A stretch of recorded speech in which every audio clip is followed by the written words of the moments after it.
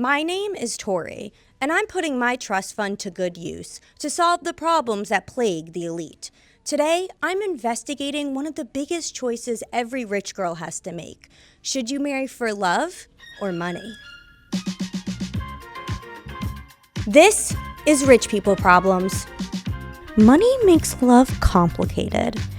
There's pressure to marry someone who can protect your lifestyle. One sister married my father's great-nephew. That's very royal. But if you admit that, people call you superficial. And if you marry for love, your family calls you irresponsible. See, I've recently fallen head over heels for one of New York's hottest and richest bachelors, Benjamin Morgan. Benjamin invited me to see him in New York, but there's one problem. I've been banned from flying because of my bombshell investigation into traveling with emotional support animals. I can't fly now. Yeah. So I decided to take the train across the country to see him. Choo-choo, bitches. And along the way, I asked average Americans what they think about love and money.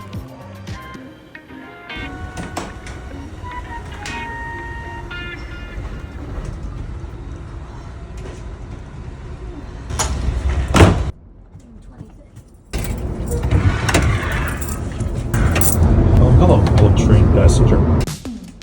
My bunkmate Diamond loved trains. He said Amtrak used to be like really nice and full of celebrities. Bob Hope, Doris Day, Bing Crosby, Walt Disney, the Carnegies. I once sucked up a Carnegie on St. Bart's.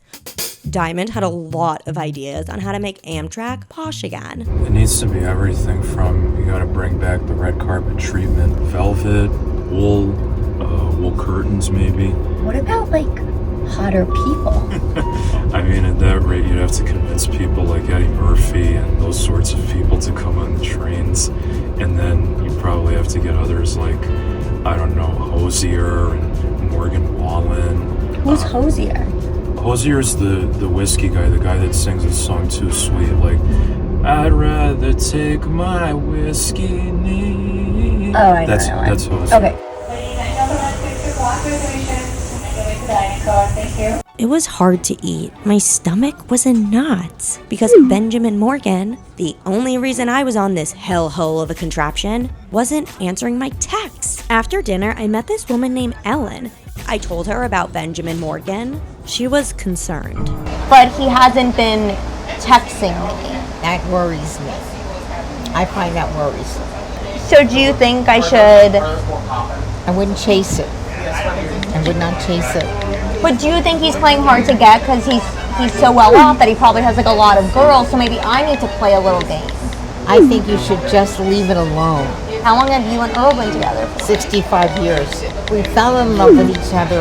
Not only, it wasn't just physical, it was intellectual compatibility. We liked the same things. We got excited about the same things. This guy, Yeah. we like the same, silverware. Yeah, but what about activities? What do you like to do together?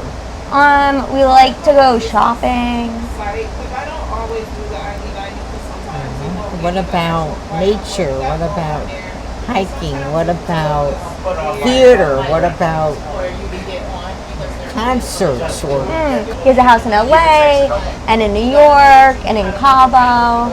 yeah, but that's not a basis for a relationship.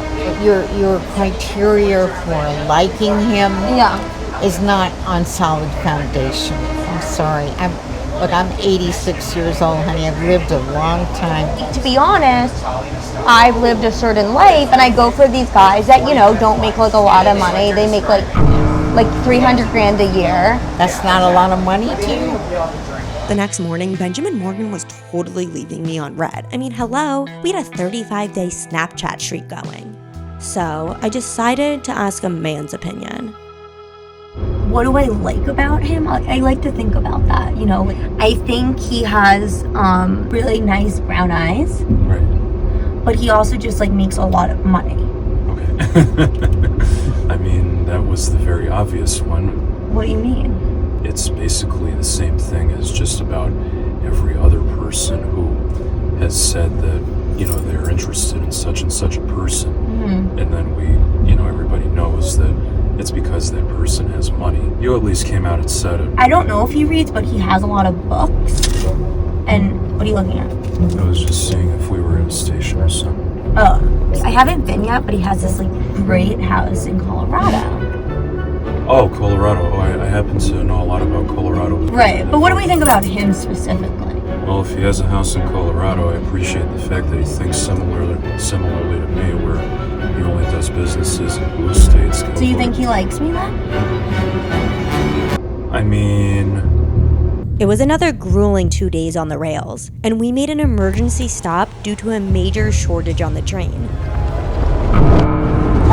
Also, I'm very low on creamer for coffee. Diamond got off the train on the next stop. I told him I hope Amtrak would return to its old glory days. The only caveat about that is that back when the trains were really nice, there were no blacks or Hispanics riding them. Everybody was white. So that's one of the catches. It was hard to pay attention to Diamond's militant political ramblings because my ass was finally buzzing with texts from Benjamin Morgan. The next morning, my lover said he picked me up at Penn Station. What I learned is that my bunkmate and Ellen had absolutely no idea what they were talking about. Why was I taking advice from train people?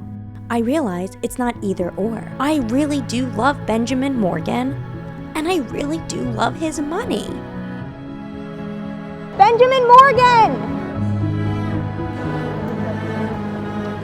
Benjamin! Oh my God, Benjamin Morgan. You look so fucking good. Give me a kiss. Oh my God.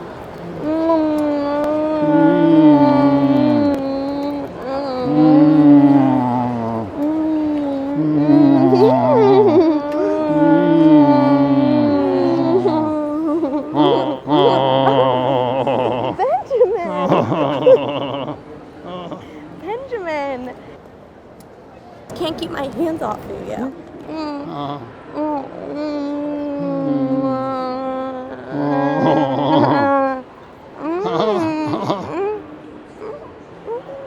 Hold over. Okay, hold on. Oh.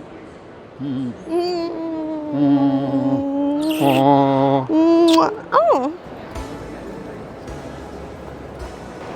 You look so good. I'm so happy to see you. It's beautiful. So happy. So wonderful. Give me one more kiss. Isn't it wonderful? Oh, mwah. Mwah. Beautiful. You're wonderful. Did anyone ever tell you that? No, they haven't. Never. You're the best. This is Rich People Problems.